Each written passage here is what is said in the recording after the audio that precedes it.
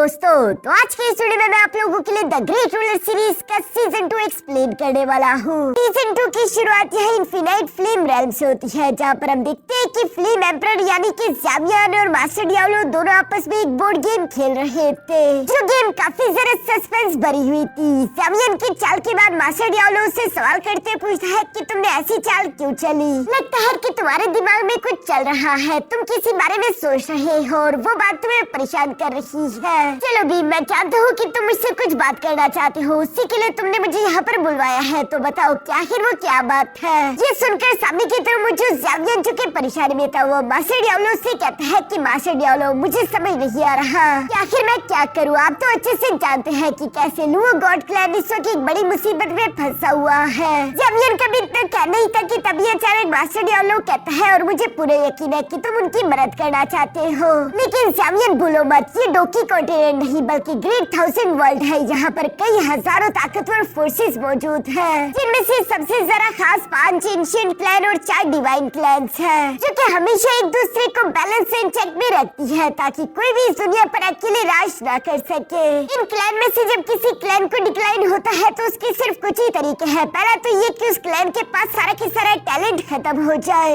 या दूसरा ये कि बाकी के सारे क्लैंस मिलकर उसके खिलाफ कोई साजिश रचे और वो उसे पूरी तरीके से कमजोर करके खत्म कर दे। यही इस दुनिया का असूल है जिसे तुम चाहकर भी नहीं बदल सकते। लुओ गॉड क्लैन भी ब्लड गॉड क्लैन के साथ पिछले कई अरसे से जंगे लड़ रहा है। इन दोनों गॉड क्लैंस में से एक को तो खत्म होना ही होगा, उसके बाद ही एक आगे बढ़ पाएगा। तुम हर एक चीज अपनी मर्जी से कंट्रोल नहीं कर सकते। जो सब सुनकर ज़ावियन यहाँ पर मास्टर डियाब्लो से कहता है, लेकिन मास्टर डियाब्लो, जब मैं ग्रेट 1000 वर्ल्ड में पहली बार आया था तो मैं लुओ टियानशिन से मिला था और उसने मुझे स्पिरिचुअल एनर्जी बनाने में मदद की थी। जैसा कि दोस्तों आप लोगों को तो मालूम है कि डोकी कॉन्टिनेंट पर डोकी एनर्जी का इस्तेमाल किया जाता था, लेकिन जब ज़ावियन इस ग्रेट 1000 वर्ल्ड में आया तो यहाँ पर तो कल्टिवेशन करने के लिए डोकी एनर्जी नहीं बल्कि स्पिरिचुअल एनर्जी की जरूरत पड़ती है। तब टाइम मास्टर लुओ टियानशिन ने ज़ावियन की मदद की थी ताकि वो उसकी डोकी एनर्जी को स्पिरिचुअल एनर्जी में कन्वर्ट कर सके। और चूंकि लुओ गॉड क्लैन इस वक्त खतरे में है तो ज़ावियन भी कभी एहसान फरामोशी नहीं करता और वो उनकी मदद करना चाहता है। लेकिन मास्टर डियाब्लो ज़ावियन को बताते हैं कि तुम डायरेक्टली इंटरफियर नहीं कर सकते क्योंकि तुम फ्लेम एम्परर हो, तुम्हारा एक स्टेटस है जो कि डिस्टर्ब हो जाएगा। ये सुनकर तो ज़ावियन को अपने सवाल का जवाब मिल चुका था, इसलिए वो मास्टर डियाब्लो का शुक्रिया अदा करने लगा, जिस पर मास्टर डियाब्लो भी मुस्कुराकर कहते हैं कि यकीनन तुमने अपने दिमाग में किसी को सोच लिया है जिसकी वजह से तुम लुओ गॉड क्लैन का फ्यूचर बदलोगे। इस पर ज़ावियन मुस्कुराकर जवाब देते हुए कहता है कि आप बिल्कुल सही समझे। ज़ावियन लुओ गॉड क्लैन की मदद भी स्लोली के जरिए करेगा और वो ये सब कैसे करने वाला है ये हमें बाद में मालूम होगा। इसके बाद सीन शिफ्ट होकर दूसरी तरफ नॉर्थर्न हेवन स्पिरिचुअल एकेडमी पर आ जाता, जहाँ पर हम भी स्लोली को देखते हैं, जो कि पहले से काफी ज्यादा अलग और खूबसूरत दिखाई दे रही थी और वो चलते हुए धीरे धीरे से यहाँ मुचेन के पास आ गई। मुचेन भी उसका हाथ पकड़ लेता है। हम देखते हैं कि मुचेन भी यहाँ पर पहले से काफी अलग दिखाई दे रहा था। इन्हीं की साइड पर ब्रदर कैंगशिंग और ली सुआनटुंग भी मौजूद थे, जबकि साथ ही साथ यहाँ पर नॉर्थर्न हेवन स्पिरिचुअल एकेडमी के बाकी के सारे डिसाइपल भी एक जगह पर इकट्ठा हुए हैं। यहीं पर हम एक लड़का लड़की को देखते हैं, जहाँ लड़की का नाम मिसाओ किंगशिंग था और लड़के का नाम मु फेंग यांग था, जहाँ दोनों ही आपस में बातें करते हुए कह रहे थे कि इस बार का ये हंटिंग बैटल वाकई में हिस्ट्री का सबसे बड़ा हंटिंग बैटल होगा, जिसके इनाम भी काफी ज्यादा कमाल के होंगे। मैं तो इसके लिए काफी ज्यादा एक्साइटेड हूँ और हमें जानने को मिलता है कि आज के दिन हंटिंग बैटल की शुरुआत होने वाली है, वही हंटिंग बैटल कॉम्पिटिशन जिसके बारे में हमने सीजन 1 के लास्ट में सुना था।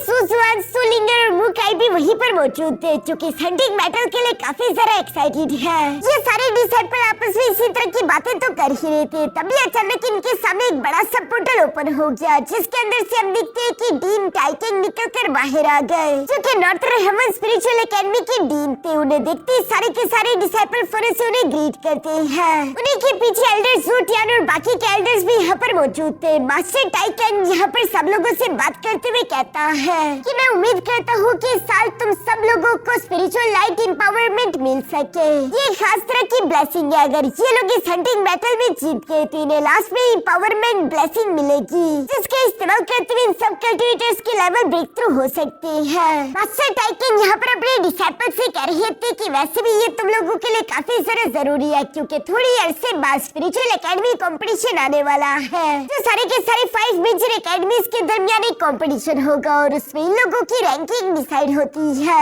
पिछली बार कंपटीशन के रैंकिंग में Northern Haven Spiritual Academy bottom में आई थी। इस बार के स्पिरिचुअल एकेडमी कंपटीशन में हम लोगों को कुछ भी करके टॉप 3 के अंदर आना होगा, वरना नॉर्थर्न हेवन स्पिरिचुअल एकेडमी से 5 मेजर एकेडमीज का टाइटल छीन लिया जाएगा।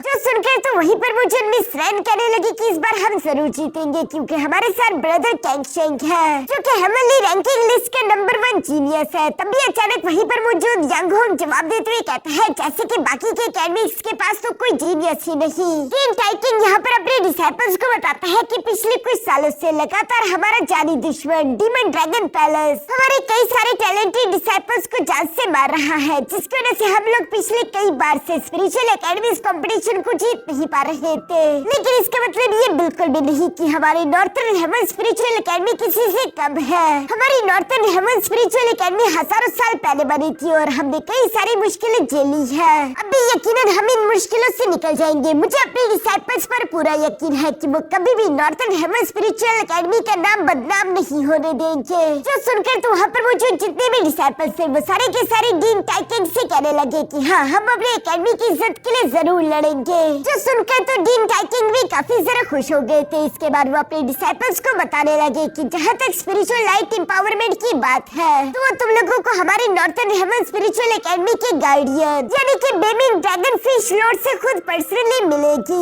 लेकिन उसके लिए तुम लोगों को इस हंटिंग बैटल में टॉप परफॉर्मर बनना होगा। जो सब सुनकर तुम स्लोली खुश हो तो यहाँ पर मुझे से कहती है कि अगर ये बस सच है कि बेमिंग ड्रैगन फिश लॉर्ड खुद पर्सनली हमें ये एम्पावरमेंट देंगे तो फिर तो ये कमाल हो जाएगा। फिर तो मुझे पूरे यकीन है कि ये spiritual light empowerment spiritual land की जो एम्पावरमेंट है उससे भी ज्यादा ताकतवर होगी। दोस्तों, ये स्पिरिचुअल लैंड की वही एम्पावरमेंट थी जो कि मुचिन को नहीं मिली थी, क्योंकि मुचिन को तो स्पिरिचुअल लैंड में बीच में ही निकाल दिया गया था, क्योंकि उस पर बगावत का जो इल्जाम लग चुका था। इसी वजह से वो बाकी के कल्टिवेटर से पीछे रह चुका था। मगर इस बार अगर मुचिन को ये स्पिरिचुअल लाइट एम्पावरमेंट मिल गई तो उसकी कल्टिवेशन काफी तेजी से इम्प्रूव होगी। जो सब सोचते हैं मुचिन कहने लगा कि इस बार मैं इस मौके को बिल्कुल भी अपने हाथ से जाने नहीं दूंगा। मुचिन की ये बातें वहीं पर मौजूद ब्रदर कैंग शेंग और ली जुआनटोंग भी सुन रहा था, जहाँ पर ली जुआनटोंग ब्रदर कैंग शेंग से कहता है कि चाहे यहाँ पर जितने मर्जी पावरफुल कल्टिवेटर्स हो लेकिन तुम सिर्फ मेरे राइवल बनने के काबिल हो।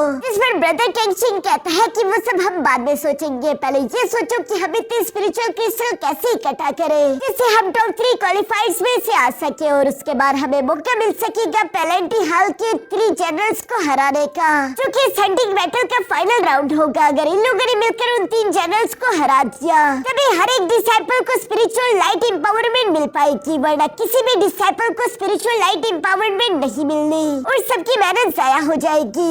यहाँ पर ये सब लोग इसी तरह की बातें कर रहे थे, लेकिन हम ये हाउ को देखते हैं जिसके इरादे कुछ ठीक दिखाई नहीं दे रहे। फिर दूसरी तरफ डीन टाइकिंग ने फिर से इस कंपटीशन को शुरू कर दिया, जिसके लिए हम देखते हैं कि सारे के सारे डिसाइपल्स को स्पिरिचुअल लाइट रेल में भेज दिया गया। इस स्पिरिट लाइट रेल के बारे में बताया जाता है कि यहाँ पर कई सारे स्पिरिट किंग स्टेज के बीस्ट होंगे और उन्हें बीस्ट की बॉडी या फिर उनके आसपास स्पिरिट क्रिस्टल्स की तलाश की जा सकती है। यहाँ पर हर एक कल्टिवेटर का मिशन यही था कि उन्हें ज्यादा से ज्यादा स्पिरिट क्रिस्टल्स इकट्ठा कर लेते। जो भी टॉप 3 कल्टिवेटर्स होंगे जिन्होंने ज्यादा से ज्यादा स्पिरिट क्रिस्टल्स इकट्ठा किए होंगे उन्हें मौका मिलेगा 3 गार्डियंस के साथ फाइट करने का, जिन तीनों पर ही सबकी किस्मत डिपेंड करेगी। अगर वो तीनों उन गार्डियंस से हार गए तो सब लोगों की मेहनत जाया हो जाएगी। यहाँ पर हम देखते हैं कि जितने भी स्टूडेंट्स थे वो ये सारी बातें सुनने के बाद वहाँ पर मौजूद बीस्ट पर हमला करते उन्हें जान से मारना शुरू कर चुके ताकि वो उनसे स्पिरिट क्रिस्टल्स को इकट्ठा कर सके। और ये सारे के सारे वॉरियर अलग अलग जगह पर एक दूसरे से अलग छोड़े गए थे, जहाँ पर हम देखते हैं कि मुचिन ने भी एक बीस्ट को जान से मार डाला था और वो अपने स्पिरिचुअल कंपास की तरफ देखते हुए कहता है कि मुझे जल्दी से जल्दी मिस लूली को ढूंढना होगा, पता नहीं आखिर इस वक्त वो कहाँ पर होगी। इसके बाद हम देखते हैं कि सीन शिफ्ट होकर दूसरी तरफ मिस लूली पर भी आ जाता है, जो कि अकेले घूम रही थी। तभी अचानक उसे ये सुनील की आवाज सुनाई देती है, जिसे हम देखते हैं कि हिया और साथी साथ यांग होंग के साथियों ने पकड़ लिया था, जहाँ यांग होंग और उसके साथी यहाँ पर ये सुनील को टॉर्चर करते उसे मुचिन की लोकेशन पूछ रहे थे। लेकिन मिस ये सुनील ने तो साफ साफ मना कर दिया था। वो कहती है कि मैं मर जाऊंगी लेकिन तुम्हें मुचिन की लोकेशन नहीं बताऊंगी, जिस पर तो यांग होंग उसके मुंह पर एक जोरदार थप्पड़ मारता है। साथ ही सर ब्रदर याओ भी यहाँ पर ये सुनील से कह रहा था कि आराम से बता दो वरना वैसे भी हम तुम्हें जान से मारने से नहीं कतराएंगे। हालांकि ये रूल के खिलाफ था, कोई भी स्पिरिचुअल लाइफ टाइम के अंदर किसी को जान से नहीं मार सकता। लेकिन फिर भी ब्रदर याओ को इस बात की फिक्र नहीं थी। वो यहाँ पर ये सुनील से कह रहा था कि अगर मरना नहीं चाहती तो उसकी लोकेशन बता दो वरना हम लोग क्लब के किसी और मेंबर को पकड़कर टॉर्चर करेंगे और उससे मुचिन की लोकेशन तलाश करवाएंगे। वे सुनील के मना करने पर ब्रदर याओ अपने एक साथी को उसे मारने का इशारा करता है, जहां पर अब देखते हैं कि वो अपनी तलवार लेकर ये सुनील पर भी हमला करने ही वाला था कि तभी अचानक वहां पर वे स्लोली पहुंच गई, जो कि आते साथ ही फौरन से अपने स्लैशर एक्स का इस्तेमाल करते हुए सब लोगों को भी सुनील से दूर कर देती है। जहां वो भी सुनील को बचाते हुए ब्रदर याओ से कहती है कि ही याओ आखिर ये तुम क्या कर रहे हो। जिस पर ब्रदर याओ तो कहता है कि मैं तो कुछ नहीं, बस सुनील के साथ मजाक ही कर रहा था, तुम तो बिला वजह ही सीरियस हो गई। इस पर मिस लूली कहती है कि बकवास मत करो, अगर मैं यहाँ पर वक्त पे न आती तो तुमने तो ये सुनील को ऑलमोस्ट मरवा ही दिया था। यंग हुन भी यहाँ पर ब्रदर याओ का साथ देते हुए कहता है कि तुम बिना वजह के इल्जाम हम पर ना लगाओ, बल्कि उल्टा तुमने हम पर हमला किया है और चूंकि तुमने हम पर हमला किया है अब तो हम तुम्हें जाने नहीं दे सकते। अगर तुम चाहती हो कि हम इस बात को भुला दे फिर तो उसके लिए मुझे को यहाँ पर आकर अपने घुटनों पर बैठकर हमसे माफी मांगनी होगी। मिस लूली यहाँ पर इन दोनों की बातें सुनते हुए समझ गई थी कि यकीनन ये दोनों कभी न कोई प्लानिंग करके आए हैं। में बाकी के डिसाइपल्स की तरह स्पिरिट क्रिस्टल्स इकट्ठा करने चाहिए थे, लेकिन देखो ये लोग मुचिन की तलाश कर रहे हैं। दूसरी तरफ यांग हुंग यहाँ पर मिस लूली से कहता है कि तुम्हारे पास ये बर्डन ये सुनील है, तुम इसके होते हुए तो यहाँ से नहीं भाग पाओगी। इसलिए वो अपने साथियों को मिस लूली पर हमला करने का बोल देता है, जो सुनकर मिस लूली भी यहाँ पर ये सुनील को नीचे की तरफ रखते हुए अपनी तलवार लेकर फिर से उन वॉरियर्स पर हमला करने लगी। जहाँ पर हम देखते हैं कि मिस लूली तो अपनी लुअस सो टेक्निक्स का इस्तेमाल कर रही थी और वो अकेले यहाँ पर इन सब पर बारी पड़ रही है। ये सब लोग मिलकर भी मिस लूली को नहीं हरा सकते थे और ये बात इन्हें भी अच्छे से मालूम थी। इसलिए हम देखते हैं कि ब्रदर याओ फिर से ये सुनील पर ही हमला करने की कोशिश करता है, जिसे ब्लॉक करने के लिए मिस लूली फिर से जंप करते हुए सुनील के सामने आ गई थी। सबको मिस लूली की कमजोरी के बारे में मालूम हो जाता है कि मिस लूली को कैसे हराना है। इसलिए हम देखते हैं कि ब्रदर याओ ने यहाँ पर यांग हुंग को इशारा कर दिया था कि आगे बढ़ो, जो सभी मिस लूली की तरफ आने लगे थे। ये देखकर मिस लूली भी ये सुनील को अपनी गोद में उठाकर फौरन वहाँ से अपनी जान बचाकर भागने लगी। अगर मिस लूली अकेली होती तो उसके लिए यहाँ से निकलना मुश्किल नहीं था, मगर चूंकि मिस लूली के हाथ में भी सुनील भी पड़ी हुई है जो कि इस वक्त बेहोश थी, तो उसकी वजह से मिस लूली को मुश्किल आ रही थी और इन सब लोगों ने मिस लूली को चारों तरफ से घेर लिया था। जो देखकर तो मिस लूली सुनील को हवा में उछालते हुए फिर से हम सब लोगों पर हमला करते हुए अपने रास्ते से हटा देती है। मगर जब वो ये सब करने में मसरूफ थी तो इसी मौके का फायदा उठाकर हम देखते हैं कि ब्रदर याओ ने फिर से अपने डैगर का इस्तेमाल करते हुए मिस लूली पर हमला कर दिया। जो अटैक इतना सारा फास्ट था कि मिस लूली इसे देख नहीं पाई और हम देखते हैं कि उस डैगर की वजह से यहाँ मिस लूली के कंधे पर चोट लग चुकी थी। ब्रदर याओ दूसरी तरफ मिस लूली को बताता है कि इस डैगर के अंदर पॉइजन लगा हुआ था, यानी कि तुम्हारी बॉडी में पॉइजन इंटर कर चुका है, अब तुम जल्दी पॉइजन से मारी जाओगी। अगर तुम मरना नहीं चाहती तो मैं इसका एंटीडोट तुम्हें दे सकता हूँ, बदले में बस तुम्हें सिर्फ मुझे इनकी लोकेशन बतानी होगी। लेकिन दूसरी तरफ हम देखते हैं कि मिस लूली इसके लिए एग्री नहीं होती और वो फाइट करने के लिए तैयार हो गई थी। ये देखकर तो ब्रदर याओ को काफी गुस्सा आ गया था और वो गुस्सा होते हुए कहता है कि तुम बहुत ही जिद्दी हो। जो कहती है वो अपने डैगर से लूली पर हमला कर देता है। हम देखते हैं कि उसके बाकी के सारे साथियों ने भी एक साथ मिस लूली पर हमला बोल दिया था। जो सारे अटैक पीछे से मिस लूली की तरफ आ रहे थे, मिस लूली के पास बचने का कोई रास्ता नहीं बचा था। इसलिए हम देखते हैं कि वो फिर से हवा में जंप कर देती है, जिसके बाद उसे अपने सो टेक्निक का इस्तेमाल करते हुए नीचे की तरफ इस पहाड़ी की जमीन पर ही हमला कर दिया। इस अटैक के कारण हम देखते हैं कि वहाँ चारों तरफ धुआं हो गया था और जब धुआं हटा तो हमें देखने को मिलता है कि मिस लूली वहाँ से सुनील को उठाकर भाग चुकी थी। जिस पर तो ब्रदर याओ गुस्सा होते हुए कहता है कि फौरन उसे ढूंढो। इसके बाद सीन शिफ्ट होकर दूसरी तरफ मिस लूली पर आ गया था, जो कि मिस सुनील को उठाकर यह केव में आ चुकी थी और वो ये सुनील की तरफ देखते हुए कह रही थी कि ब्रदर याओ तो एक नंबर का कमीना है, आखिर उसने ये सुनील पर इस तरह से अटैक क्यों किए होंगे। वो ये सुनील को क्या जान से मारना चाहता था, पर ये तो रूल्स के खिलाफ है। क्या उसे एकेडमी की पनिशमेंट से डर नहीं लग रहा? आखिर वो ये सब क्यों कर रहा है और उसे मुचिन की ही तलाश क्यों है? मिस लूली यहाँ पर इसी तरह के सवाल कर ही रही थी, तभी अचानक उसे कीप के अंदर किसी के आने की आहट सुनाई देती है, जिसकी वजह से वो फौरन से अपनी तलवार लेकर अटैक करने के लिए तैयार हो गई। जहाँ वो लास्ट मोमेंट पर फौरन से हमला कर देती है और उसे अचानक से देखने को मिला कि ये तो कोई और नहीं बल्कि मुचेन था, जिसने सिर्फ अपनी 2 उंगलियों से उसकी तलवार को ब्लॉक कर दिया था। और वो कह रहा था कि लोली आखिर तुम ये क्या कर रही हो, क्या तुम अपने ही हस्बैंड को जान से मारना चाहती हो। मिस लोली तो उसकी ये बात सुनकर अपनी तलवार को गायब कर देती है। उसके साथ ही मिस लोली की हालत भी थोड़ी सी खराब हो गई थी, जो देखकर तो मुझे फौरन से उसके पास आते हुए कहता है, आखिर तुम्हें क्या हुआ, क्या तुम्हें किसी ने जहर दिया है, क्या तुमने इस एंटीडोट भी हासिल कर लिया है। जिस पर दूसरी तरफ मिस लोली मुझे इनसे कहती है कि जरा फिक्र मत करो, मैंने ऑलरेडी एंटी पॉइजन पिल खा ली है, जहर का असर थोड़ा स्लो हो चुका होगा। लेकिन मुझे तो जहर की तरफ देखते हुए कहता है कि नहीं, इसका एंटीडोट ढूंढना ज्यादा जरूरी है। ये कहते हुए मुझे ने यहाँ पर मिस लोली के कंधे का जख्म देख लिया था, साथ ही साथ वो वहीं पर मौजूद ये सुनील की भी हालत देख लेता है, जिससे मुझे इनको सब कुछ समझ आ गया और वो मिस लोली और ये सुनील का बदला लेने के लिए वहाँ से जाने लगा। लेकिन तभी लोली मुझे इनको रोकते हुए कहती है कि ऐसा मत करो, हम ब्रदर याओ के साथ अपने हिसाब बाद में चुकता कर लेंगे, फिलहाल तुम्हें इस हंटिंग बैटल पर ध्यान देना चाहिए ताकि तुम स्पिरिचुअल लाइट एम्पावरमेंट हासिल कर सको। उसके लिए तुम्हें बहुत सारे स्पिरिट क्रिस्टल्स इकट्ठा करने होंगे। मुझे मैं नहीं चाहती कि स्पिरिचुअल रोड की तरह तुम इस बार की भी एम्पावरमेंट के मौके को खो दो। अभी भी स्लोली ये सब कह ही रही थी कि तभी अचानक मुझे अपने मुंह को यहाँ उसके कंधे पर लगाकर उसके अंदर से जहर को बाहर की तरफ चूसने लगा, जिससे मिस लोली की कंडीशन फिलहाल कुछ देर के लिए स्टेबल हो जाती है। दूसरी तरफ मुझे यहाँ पर मिस लोली से कहता है कि फिक्र मत करो, मैं जानता हूँ कि ये उनका कोई ट्रैप है, लेकिन फिर भी मैं वहाँ पर जाऊंगा बिल्कुल स्पिरिचुअल रोड की तरह। मिस लोली भी समझ गई थी कि मुझे ने फैसला कर लिया है, इसलिए वो मुझे से कहती है कि अच्छा ठीक है, लेकिन प्लीज अपना ध्यान रखना।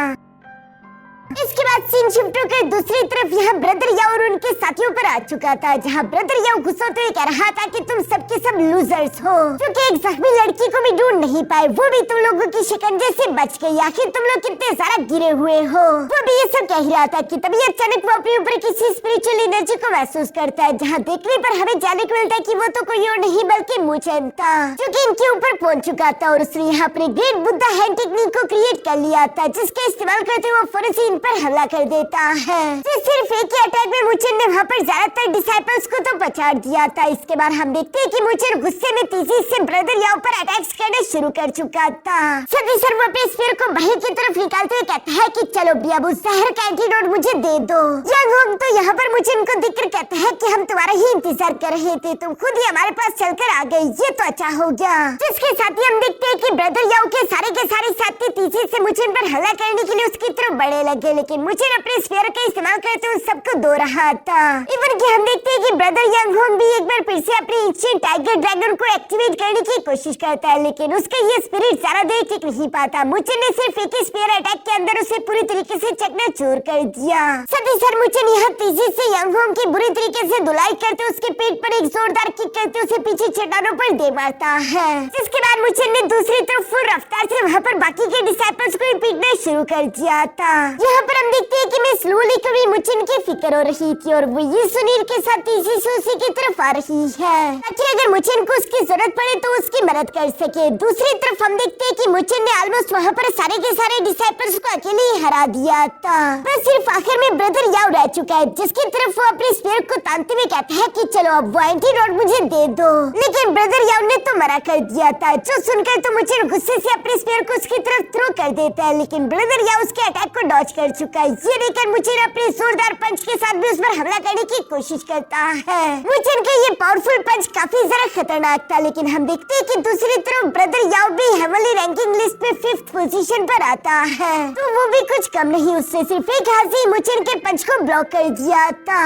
सर वो मुस्कुरा भी रहा था, जो देखकर तो मुचेन अपनी वेन फॉर्मेशन का इस्तेमाल करते हुए अपने स्पीयर को वापस से यहाँ ब्रदर याओ की तरफ खींच लाता है, जिसे तो ब्रदर याओ ने तेजी के साथ अपने डैगर का इस्तेमाल करते हुए ब्लॉक कर दिया था। साथ ही सर वो मूव करते हुए फिर से मुचेन के पीछे आकर उसे एक जोरदार हिट कर देता है, जिस हिट के कारण मुचेन तो घसीटता पीछे की तरफ आ गया था। यहाँ पर ब्रदर याओ मुचेन के सामने आते हुए कहता है कि मैं समझ नहीं पा रहा, ये आखिर होली सेंट स्पिरिचुअल एकेडमी तुम में इतनी जरा इंटरेस्टेड क्यों है, उन्हें तुमसे क्या चाहिए? मुझे तो तुम्हें कोई भी खास बात दिखाई नहीं देती। दूसरी तरफ मुचेन उसकी ये बातें सुनकर कहता है तो इसका मतलब कि तुमने होली सेंट स्पिरिचुअल एकेडमी के साथ हाथ मिला लिया है, यानी कि तुम नॉर्थर्न हेवन स्पिरिचुअल एकेडमी के साथ गद्दारी करने वाले हो? क्या तुम्हें डर नहीं लग रहा कि इसकी वजह से तुम्हें नॉर्थर्न हेवन स्पिरिचुअल एकेडमी से बाहर निकाल दिया जाएगा?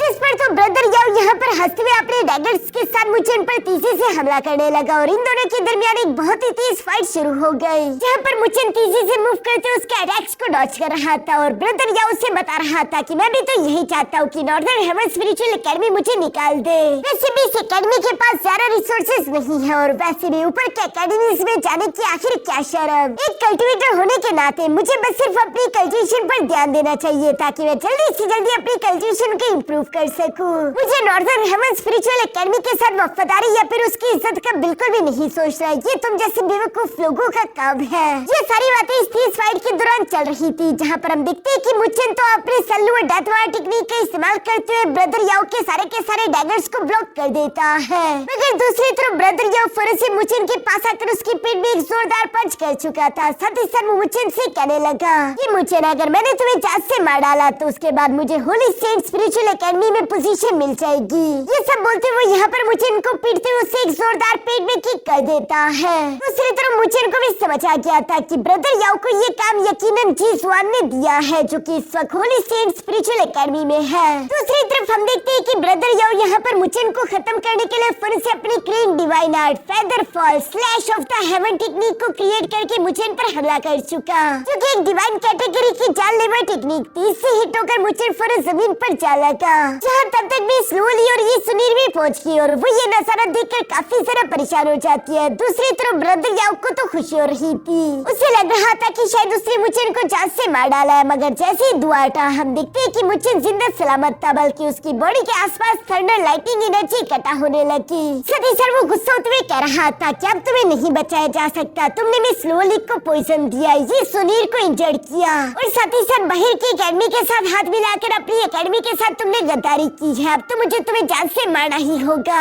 ये सब कहते हुए हम देखते हैं कि यहाँ पर मुचेन ने काफी कूल तरीके से फिर से अपनी थंडर बॉडी को एक्टिवेट कर लिया था। जिस थंडर बॉडी टेक्निक की वजह से यहाँ पर मुचेन की बॉडी ट्रांसफॉर्म हो चुकी थी, उसके चेहरे पर एक हाफ मास्क आ चुका था। साथ ही साथ मुचेन की बॉडी ऑलमोस्ट इनविंसिबल हो चुकी थी, यानी कि उसकी बॉडी पर ज्यादातर अटैक्स काम नहीं करेंगे। ये देखकर तो ब्रदर याओ हैरान होते हुए कहता है कि आखिर तुम्हारे पास थंडर बॉडी कैसे आ गई, ये तो इम्पॉसिबल है। इवन कि ब्रदर कैंगशेंग ने भी कई बार थंडर बॉडी को मास्टर करने की कोशिश की, लेकिन वो हर बार इसमें फेल हो गया। ये तो बिल्कुल इम्पॉसिबल है, आखिर तुम इस डिवाइन आर्ट को कैसे मास्टर कर सकती हो, ऐसा नहीं हो सकता। इवन कि मिस लूली और ये सुनील भी ये देखकर काफी ज्यादा सरप्राइज हो गई थी। दूसरी तरफ हम देखते हैं कि मुचेन यहाँ पर गुस्से के साथ ब्रदर याओ से कहने लगा कि याओ तुम मरने के लिए तैयार हो जाओ, तुम्हारे मरने का समय आ चुका है। जो सुनकर तो ब्रदर याओ यहाँ पर आखिरी कोशिश करते हुए फिर से मुचेन के पास आकर उससे जोरदार पंच करने की कोशिश करने लगा ताकि शायद वो मुचेन को हरा सके।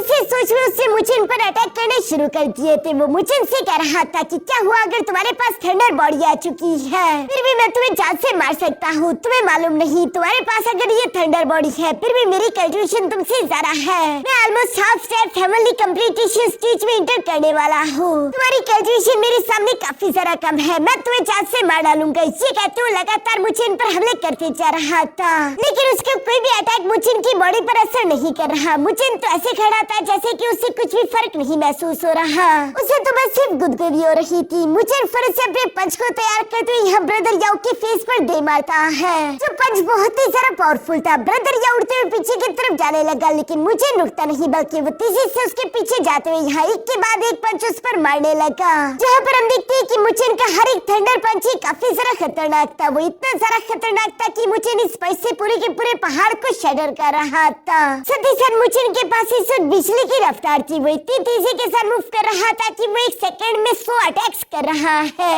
जिन अटैक्स के कारण ब्रदर याओ तो खून की उल्टियां कर रहा था, लेकिन दूसरी तरफ मुचेन आज उसे जिंदा नहीं छोड़ने वाला। जहाँ पर हम देखते हैं कि ब्रदर याओ का किस्सा खत्म करने के लिए मुचेन ने अपना फाइनल अटैक उस पर चल दिया था, जिस अटैक की वजह से वहाँ पर एक बहुत बड़ा थंडर एनर्जी ब्लास्ट हो गया।